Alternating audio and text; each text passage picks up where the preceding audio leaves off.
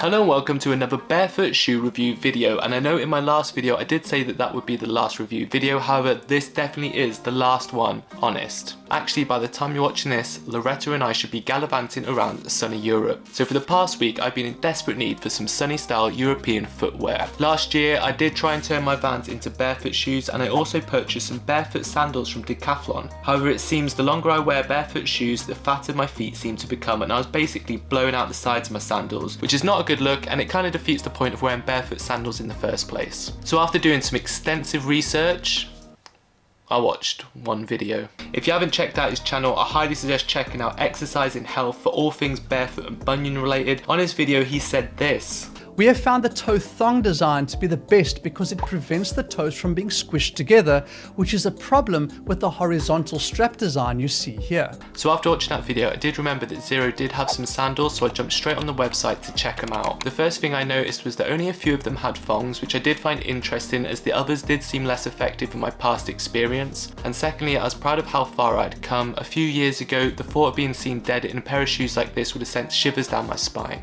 Now the cheapest shoe in my size was the Genesis at about £40, which is pretty good to be fair. However, we're about to go off grid for the foreseeable future, so I wanted to see if I could find something a little bit cheaper. So I did what I always do. Told Loretta what I wanted and see if she could find a cheaper alternative. About 10 minutes later, Loretta had found me a pair on Vinted.com, which is a site where people sell their used clothes. We found a pair of Xero sandals in my size and gave them a little cheeky counter offer, and I managed to get myself a pair for 20 quid.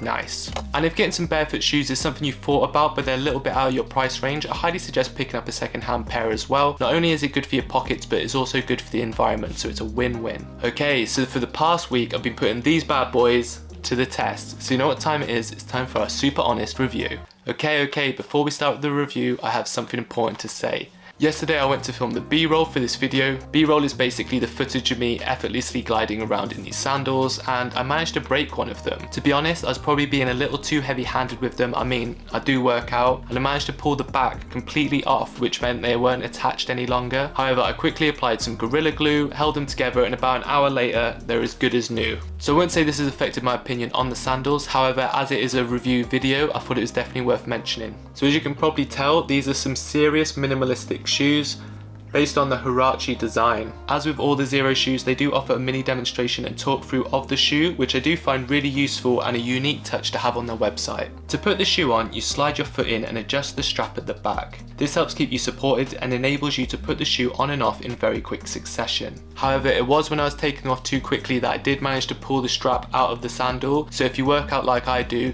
handle with care. Because the toe strap is attached to the back, it doesn't rub between your toes like regular flip-flops. I know I usually have a breaking in stage when I buy some new flip-flops where I basically rip my toes to shreds with all the skin and then it hardens up and they're good to wear. But because of this and because of the soft material, they really don't feel any pressure or pain between your toes, and you don't have any of that rubbing experience that you do get with regular flip-flops. They have an extremely good grip on the bottom, which is great for hiking. They even say people have run marathons in these things. As with all Xero shoes, they're super light and flexible, perfect for traveling. And the guy also said in the video that the design is based on Colorado, so cool. Overall, so far I'm really happy with the shoe, apart from breaking it on the side, which obviously was probably my own fault, or they are second hand, so it's probably why it's best to review things brand new. But they're super comfortable. My fat feet can actually breathe and be free throughout the summer, and they kind of look a bit like a Roman sandal, which kind of makes you feel pretty badass. Anyway, that is going to be the last review video for a while. Loretta and I have now completed finishing our van and should be somewhere in the UK living on a van right here, right now. So expect some fun, exciting van videos coming up next. Anyway, thank you so much for watching the video, and I'll see you guys in the next one.